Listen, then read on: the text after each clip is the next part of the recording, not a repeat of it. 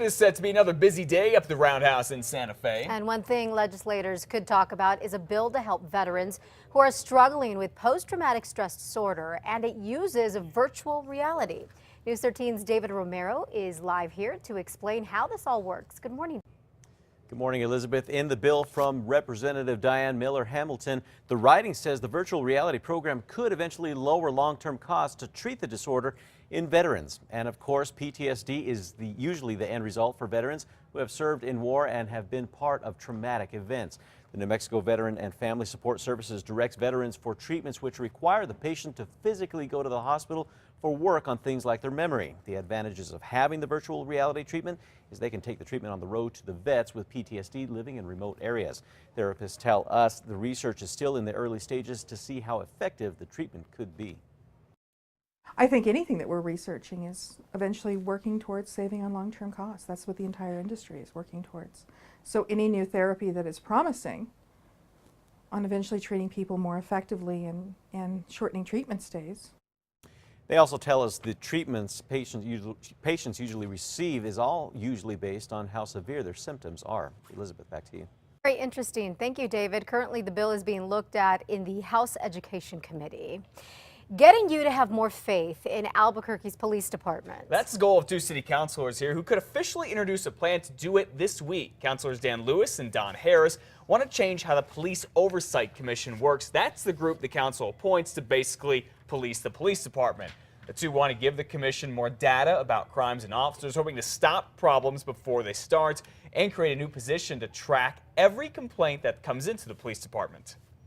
We understand there's a lot of issues and a lot of things that have come up over the last few years. We realize we're not addressing all those issues in this, but we're addressing some very, very important parts of it. Before councilors decide what to do with this idea, you will have the chance to tell them what you think about it. That could happen in a few weeks. And speaking of Albuquerque's police department, a detective with it will not be on the job today and could never be again, all because he was picked up on DWI charges this weekend. Sandoval County Sheriff deputies arrested Detective Edwin Linson early Saturday morning. They say he was speeding and that he failed field sobriety tests.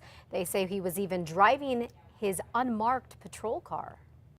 Anytime that we charge another officer with any crimes, and including DWI, it's an unfortunate thing that happens.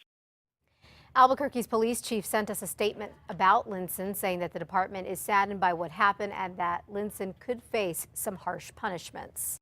Well, people in one neighborhood in Albuquerque still shaken up this morning after someone opened fire near them yesterday morning. This happened about 10:15 on La Vega, south of Arenal in the South Valley. We're told one person is shot but should be okay, and neighbors say they are not too happy about this. It's kind of scary, you know, and I have a 10-year-old. There's always kids walking, and it's just kind of scary, you know. I think they should have more security, more patrolling on the streets. Investigators haven't said what led up to the shooting or if they know who pulled the trigger. Well, here's an update to that crazy and dangerous police chase that we caught on camera last week. A judge increased Daniel Archuleta's bond this weekend to $20,000 cash only and gave the state until February 8th to officially indict him. This is all after police say Archuleta stole an SUV and dangerously drove all around town for about 20 minutes on Thursday, just weaving in and out of traffic and cars. It's all while a police helicopter and Sky News 13 tracked him from above. In just a couple of hours, the former congressional candidate accused of repeatedly slashing the tires of his competitor is expected to go before a judge this morning. Gary Smith is facing aggravated stalking and criminal damage to property charges. Officials say he's the man in this security video here, slashing the tires belonging to Janice Arnold Jones. The two are running against each other in the race for the U.S. House. Smith is again charged with aggravated stalking, criminal damage to property, among some other charges. He is in jail on a $1 million bond hold. Also, in just a couple of hours, one of two brothers accused in a gruesome double murder in Albuquerque is scheduled to have a motion hearing. Roberto Rodriguez is charged with murder, tampering with evidence, robbery, and other charges. Police say in January of 2010, Roberto and his brother Jaime, along with a woman named Cassandra Kelso, killed two people, Connie and David Maldonado. They say it happened in the victim's home near Ladera and Ouray Northwest. Police say the homicides were over a drug debt. We now know when the man accused of killing a nun here in New Mexico is set to go on trial. Rogelio Carroll is now supposed to go on trial starting May 13th. This after his case has had an awful lot of delays. Back in 2009, investigators say he broke into sister Marguerite Bart's home and beat her to death.